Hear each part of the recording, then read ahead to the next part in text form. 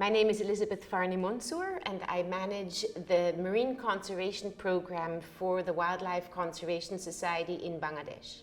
We have been partnering with government and fishery stakeholders for over a decade to try and balance the growing needs of a human population with the needs of threatened marine wildlife.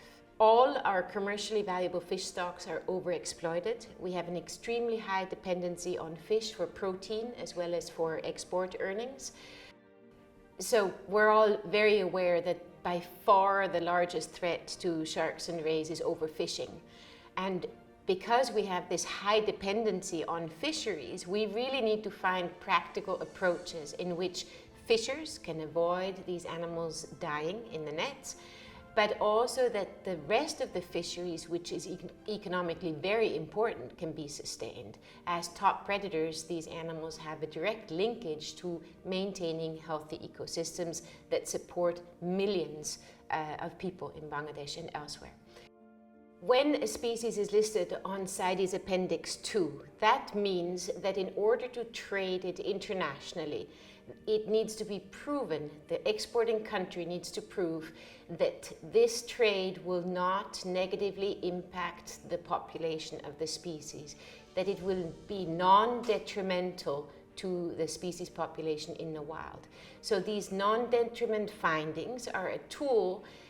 They are basically a species risk assessment that allow the national scientific authority or management authority to decide on what amount is okay to trade and what additional management measurements are required to make sure that this does not negatively impact the population.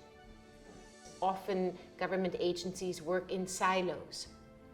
So we have found that the non-detriment finding assessment, which is a requirement to continue trade in CITES II listed species, was an ideal platform to bring together all these different agencies and to discuss in an open manner what is feasible and what we should aim to do to improve their management. For our marine conservation program, that is very important.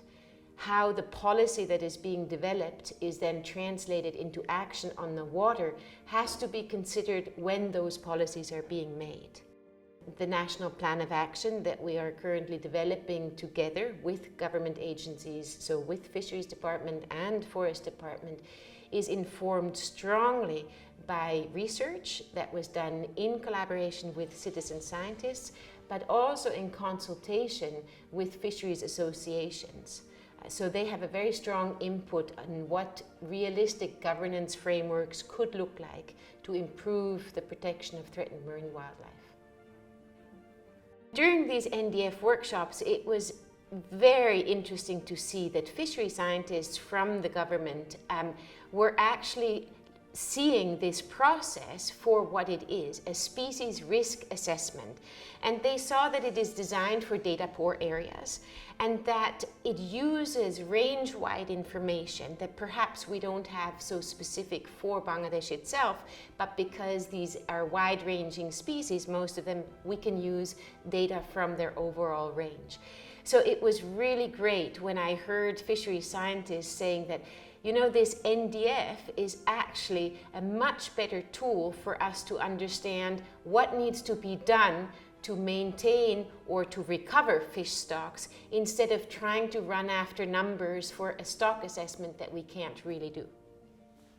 So being able to develop and facilitate more of these collaborative platforms, be it NDF development workshops, be it implementation trainings, where representatives from the different agencies come together and build personal relationships, but also platforms where local stakeholders, both from government and from fishing communities, come together and speak about the difficulties.